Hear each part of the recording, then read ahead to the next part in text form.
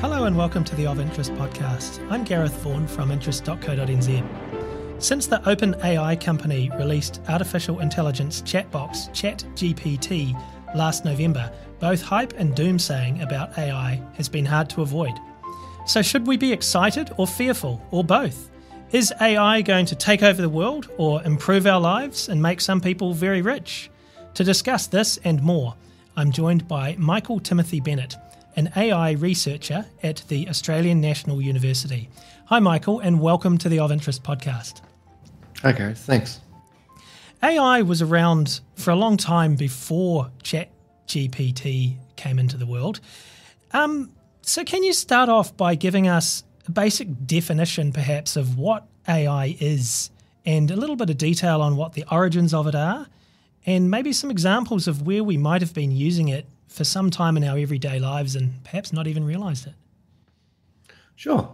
I guess AI means programs that mimic the human ability to learn or reason. And this is usually done, in the case of learning, by approximation, or in the case of reasoning, by searching through a space of possibilities. So learning might be understood as, instead of just programming behavior, we program a means of acquiring that behavior.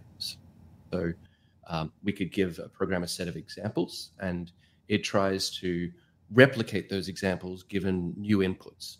Or in the case of reinforcement learning, which is more like what we would see in animals or humans, we give a program a means of deciding whether a program is an input is more or less good, a sort of pleasure or pain response called a reward signal. Then if we go into reasoning, you could think of that as how we make plans to get to goals. And what we generally call AI these days is usually some combination of both learning and reasoning. I guess then if we go into a little higher level, we could say, if you've heard of AGI is like an AI that is one system to rule them all. It can do everything a human can in terms of learning and reasoning. And super intelligence, which is what people are worried about with the doomsaying, tends to be an AGI that is much better at learning and reasoning than any human could be. And the current AI, things like ChatGPT, are not very intelligent in terms of, they're not able to adapt very well. But given enough examples, we can make a program sort of learn anything. It's just a question of getting enough data, enough scale, and that's sort of where we're at now with the technology. Okay. So what were the origins of AI? Oh, it goes back quite a while. A lot of the major breakthroughs happened in the 40s, 50s, and 60s. In terms of reasoning, we had search discovered in the 50s. We had sort of a heuristic-based search called A** discovered in the late 60s.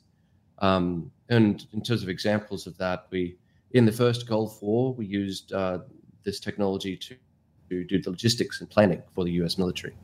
And in machine learning, you could trace that back to Newton, with the function approximation by Newton's method in 1685, or linear regression in 1898. Something like what we call neural networks today is perceptrons, which were back in the 50s. So the technology has been around a while. What's new now, more than anything, is the hardware, our ability to perform sort of large-scale function approximation using thousands of GPUs. And some of the theory that's been developed over the last 50 years has informed this idea of artificial general intelligence, which sort of forms the theoretical foundation of what OpenAI and DeepMind and Anthropic and companies like that are all trying to achieve as quickly as possible. So would there be areas where AI is in use, in our everyday lives that perhaps some of us don't even realize? Oh, yeah, certainly. Netflix recommendation algorithm is a classic example. Everything you're sort of shown on your phone is usually the result of some form of approximation. So it's trying to infer the probability of what you're likely to respond to, what you're likely to buy, and then present you with information that will lead you to spend more, keep you glued to the screen. If you've ever wondered why you struggle to get off your phone, it's because your phone's trying to stop you from getting off. Absolutely. With a lot of success with some people, that's for sure, and like my son. So look, I mean, AI has obviously been around for a long time. You've outlined a deep history there and background of it, a long time before ChatGPT entered the world. So, why do you think there's been so much hype around AI this year? I mean, you can't sort of look at the internet or turn on a radio or TV or anything without hearing something about it now. Is this all because of ChatGPT, or is there more to it? Oh, I think there's a bit more to it. I mean, we've had people like Nick Bostrom going on about superintelligence for decades. Elisa Yudkowsky, the prominent doomer who wrote the piece in Time magazine calling for airstrikes on data centers, has been around for a couple of decades as well. ChatGPT is like I think it's sort of like a match to Kindling. It's very impressive to interact with, but it's a repeat of the research results OpenAI released in 2020 with GPT-3. What's different now is it showed up in the public eye. ChatGPT is an interface the public can interact with. It lets them know where we're at with machine learning. And when the public got interested and imagination started to run wild a little bit, then scientists got caught up in the excitement too. One thing led to another. And a lot of it, I think, looking on Twitter, there's a lot of money and power up for grabs here. People have been trying to push their own narratives. We've got Mark Andreessen, who's a billionaire who he founded Netscape, and he's in charge of Andreessen Horowitz, the VC firm. About 4 months ago, he started following me on Twitter randomly, which is really strange. Didn't expect that. I don't have many Twitter followers. And there's this whole group of effective accelerationists that have cropped up, and they seem to be aligned with him. He's writing things talking about effective acceleration, and this is a response to effective altruism, which is the thing the aforementioned Eliezer Yudkowsky is associated with. Another movement that's focused more on AI safety and holding things back and centralizing control. And so there's different people pushing different political agendas based on different philosophies and different conclusions drawn about the potential of AI. A lot of it it's become its own political landscape online that's kind of bizarre and interesting to watch. Grimes is involved in it somehow. I don't know how that happened, but there you are. Yeah, it is. It's a very interesting space. Now, you wrote an interesting article for The Conversation in early June, and your introduction in this said, "Doomsaying is an old occupation. Artificial intelligence is a complex subject. It's easy to fear what you don't understand. These three truths go some way towards explaining the oversimplification and dramatization plaguing discussions about AI." I thought that was a really interesting article and that comment as well. So, rather than this oversimplifying and dramatizing of AI, how should we be looking at it? I'd break it into two aspects. You've got the practical aspect, which is about the automation of labor, and you've got a more philosophical aspect, which is about trying to come up with mechanistic explanations of things we associate with the human mind. So our ability to learn, reason, consciousness, meaning, all of this stuff is something we're trying to build machines to compute, to do. And so it's interesting from a philosophical point of view, and perhaps it reveals something about ourselves, but it's not it's not quite science fiction yet. Although I can see how from the outside a lot of it would look that way. And from the automation side of it, there's a lot that could be considered sort of alarming or scary, but it's sort of the next step in the Industrial Revolution more than a lot of what we'd see in, say, Terminator. That's a relief. So there are lots of people making predictions about what AI is going to do, and I think here of a couple of examples I've seen in recent times. Goldman Sachs or McKinsey, for example, saying AI is going to boost productivity and add X% to global economic output, or it's going to result in X million job losses. I'm just wondering, how seriously should we take those sorts of predictions? Oh, with a bit of a grain of salt. I mean, they're consultants. They're winging it because their livelihoods depend on it. Uh, I've made my fair share of Excel models. There's a lot of assumptions that go into those models. And AI is a bit of a black swan event. Um, Companies like Goldman and McKinsey excel at predicting the status quo.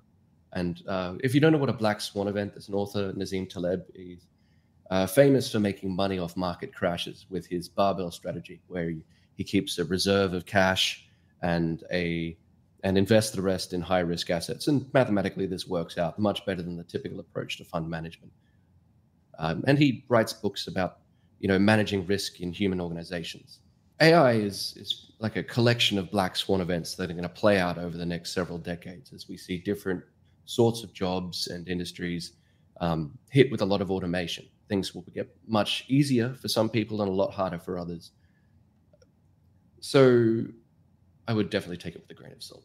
I'm interested in how different types of people should be thinking about or looking at AI. You talk about automation. I mean, and obviously the labour force, that's an area where there's a lot said and written about AI. But I mean, for example, if I was a young person, heading into the workforce soon or considering a career option, I mean, how should somebody like that be thinking about AI? Well, there's going to be a lot of opportunity as well as a lot of risk. What used to work is, in terms of career options, is unlikely to work in the future. If you want a very safe option, I would go for a trade. Manual labor, everyone repairing machines, repairing electricity, electrical systems, or plumbing. That stuff's not going to go out of fashion anytime soon. It's hard to automate. We don't have little robots that can maintain our homes, and we're unlikely to get that for a long time. If you're an accountant, though, you're going to get automated very quickly. So I would go for a trade. And if you must go to university, learn about AI and computer science. Even if you just learn how to use these tools, it'll give you an edge. You probably already know more than the adults. That's true. What about, middle-aged workers who are seeing some of these stories and predictions? What should they be thinking? Take it calmly. Don't panic. If you're not in a white-collar job, you're probably safe. But if you are in a white-collar job, I would try and interact with these systems, learn their limits a bit. You can play with ChatGPT online for free now, see how it goes. And it has obvious limits. If you play with it enough, you'll start to discover where it's very, very dumb compared to a human. And if you can see those flaws, you can work out a niche for yourself and work out how to sell yourself if your manager starts to get crazy ideas about, I don't know, replacing everyone with a bot. What about business owners? And I mean, that's a very broad thing because there are so many different types of businesses. But you see headlines now about how AI is going to impact this industry and that industry, and ones you never, a layman would never really think AI was going to impact. So as a business owner, how do you look at it? Oh, it's a huge amount of opportunity. I'm guessing most business owners are sitting around having a lot of fear of missing out right now. It'll affect every part of the economy, but it'll tackle the white collar stuff first, as I say. But you could use it. There'll be opportunities to cut costs, access better services. And by that, I mean, right now, if you are the owner of a business, you can go on to, there's one service called Midjourney, where you type in a description of whatever picture you want for your marketing material, and it'll spit something out. It's a little hit and miss, but it's $15 a month, and you can create a huge amount of really high quality assets with this. Saves you a lot on marketing and branding. That's one example. I mean, there'll be hundreds of other examples that'll crop up over the coming years. And the end result of this is people talk about being able to have a one-person mega corporation where you basically scale up your business from you selling lemonade in your backyard to a global empire, and you still only are one person with no employees. That's a long way off, but if you get good at working out how to automate every aspect of what you're doing with your business, you can scale. And so this gives small business owners in particular a huge opportunity to scale and compete on a more sort of national or even international level. And what about investors? I mean, there'll be people out there thinking, wow, there's a lot of money to be made out of AI. So what should investors be looking for? Well, anytime there's something that substantially increases, something called total factor productivity in economics, where you generally, it's the thing that spurs, your increase in, economic output. So AI represents a massive increase in total factor productivity. Wherever you put your money, you're likely to see better returns over the coming decades. We've seen this with the internet. We've seen this with other new technological developments, but this is going to be a little more extreme. That said, if you want to make money in the short term, I think the automation of white collar labor is something worth taking into account. I don't know how much, I can't begin to speculate on how this might affect a company like KPMG, or it's going to be a bit wild. So I would say barbell strategy. Do what Nassim Taleb says: keep half your money in cash, and don't worry about medium risk assets. Just go straight for high risk assets and cash, because everything's going to end up as high risk in this environment. So another issue that's cropping up more and more now is regulation. So I recently received a note from a major New Zealand law firm which had the title of AI, the Race to Regulate. It outlines moves towards regulation of AI underway in Australia, the European Union, UK and US, and then sort of makes the point that the New Zealand government's not issued any specific proposals to regulate AI technology. Should it do so, and why or why not? And if so, what should the focus be? I don't think they need to be trying to regulate. We don't even have a common use case established. And do we regulate hammers, or do we outlaw assault and murder? It's a tool. And usually with a tool, we wait to see what its common use case is going to be. We outlaw guns because they arguably only have one use case, which is not something we really want a lot of the time. So with an LLM, until we actually have clear use cases, regulation seems massively premature, and it's only going to favor incumbents who can afford to deal with the extra paperwork because they've already got a strong position, lots of money, the resources and contacts set up to deal with any new regulation. And undoubtedly, they would help shape that regulation to their own ends. That's what's trying to get at with that article. But other laws should already account for most of the more nefarious use cases like spam, fraud, and you can't really outlaw people using LLMs for nefarious ends because we're going to have foreign actors. So other states, criminal organizations overseas. I mean, if you're an organized crime syndicate, are you going to commit crimes in your own country if you can just reach across the ocean and do it somewhere else? It's probably going to be a huge increase in cybercrime as people use, LLMs and other forms of AI to automate, scam and fraud on a massive scale. So if we were likely to introduce some form of regulation, I don't know if it's regulation we should be looking at so much as a policy response. I mean, we should be looking at improved cybercrime support and education would probably be a good one. Likewise, education about sort of propaganda campaigns on social media, psyops. I mean, I was just talking about how individual billionaires seem to be running psyops, right? If random rich people are doing it, I'm guessing there's a few governments doing it. I mean, that's something people should be aware of when they go online. We could also look at things like funding local open source projects and startups to keep a domestic control and autonomy for smaller countries like New Zealand. You don't want to be handing everything off to a company or just even a non-profit organization that controls a model that's outside your borders all the time.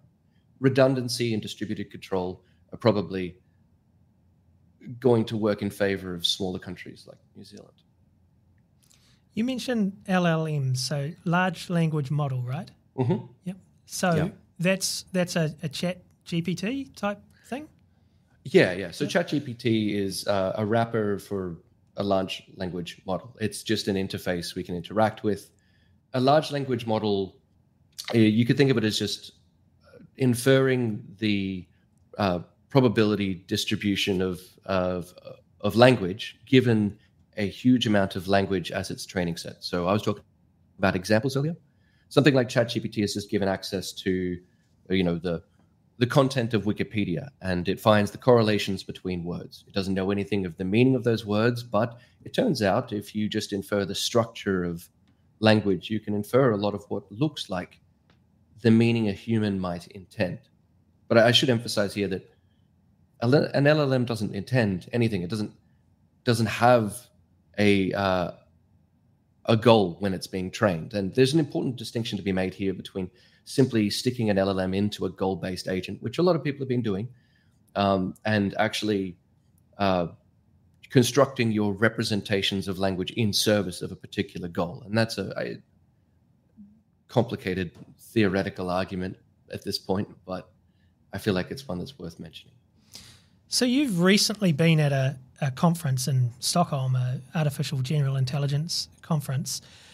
I'm just wondering, what was the mood like this year in the community, the insiders in the AI world, such as yourself, and what were the sort of hot topics of discussion? Well, I to be very lucky to be the hot topic of discussion myself for most of the conference because of these papers I presented. That was nice. So, my papers were on, the theoretical foundations of AGI and basically undermining the approach taken by OpenAI and DeepMind, pointing out that there is something at the basis of what they're doing that they've got a little bit wrong.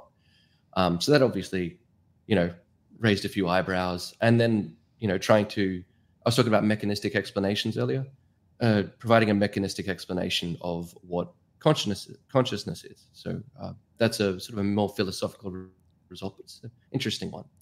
And as for a lot of the conference was concerned with these kinds of questions. The mood was sort of feverish and exuberant. There's obviously a lot of FOMO around the ChatGPT thing. I saw some heated arguments between people about what the best approach to AGI was. People have very strong opinions on Ilya Sutskever's approach. I said earlier that an LLM amounts to inferring, probability distribution over sort of language. Ilya Sutskever, who's runs research for OpenAI, his whole approach to AGI is to infer the probability distribution of the world. A lot of people don't think that's an approach that's actually going to give us AGI, but it is an approach that can emulate any human skill. And so it's very good for developing practical systems that we can use to automate predictable jobs. So that was a huge topic of discussion. I think people are beginning to get one thing that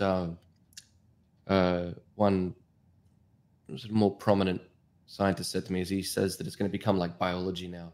Biology has a lot of money in it because of the pharmaceutical industry, and there's all kinds of stories, horror stories, I should say. I've been told of grad students having their research stolen by supervisors and people being, shafted in one way or another. And the feeling is that now AI is going to become a lot more ruthless and cutthroat, where before it was a lot more friendly. A lot of these people I see in the headlines now are people I know. It's really odd. Like, it's really a small world. Marcus Hutter he still is technically at the ANU. One student founded DeepMind. The other one is the head of alignment research at OpenAI. Hutter himself is at DeepMind now. He founded the AGI conference along with Ben Goertzel and some other people, and he and Ben Goertzel are still on the steering committee. Ben Goertzel runs SingularityNet. All of these people know each other.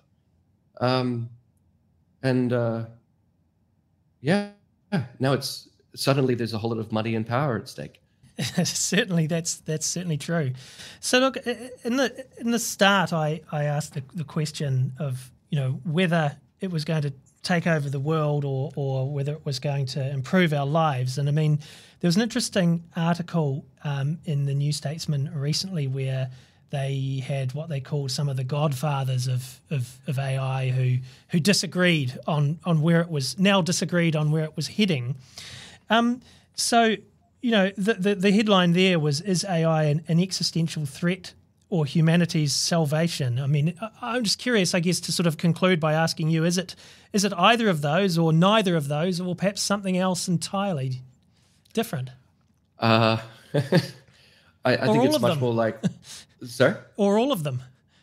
I don't think it's going to be an existential threat by itself. I mean, it's not like we can turn around and suddenly, being smarter is not going to make me better at playing a game like Frogger. There's a limit to how useful intelligence is in a certain context. And at the core of a lot of these AI safety claims is the assumption that we can build a super intelligence that becomes, limitlessly sort of powerful in a very short space of time. I think that is based on a very naive set of assumptions, but a very popular set of assumptions in computer science. And that's where a lot of this disagreement comes from. I mean, you got people like Geoffrey Hinton. Hinton came up with, was part of a group that came up with a more efficient way to take derivatives in a certain context 40 years ago. He's run a very successful research group. And I have heard him say a lot of things that I don't think are very well thought through lately about AGI. I don't think he's maybe looked into that side of things very much. He's a machine learning guy. He's got a field of expertise, and it doesn't necessarily include predicting the behavior of a theoretical superintelligence. There are a lot of different sets of premises around. I think if I'm to side with anyone here, it's going to be Mark Endres and say it's likely to be more our salvation than our extinction. I don't think, however, we're going to see superintelligence anytime soon. We'll just see a lot of helpful automation. Well, look, thanks a lot for that. It's a fascinating discussion, and obviously it's a fast-moving world and changing pretty quickly.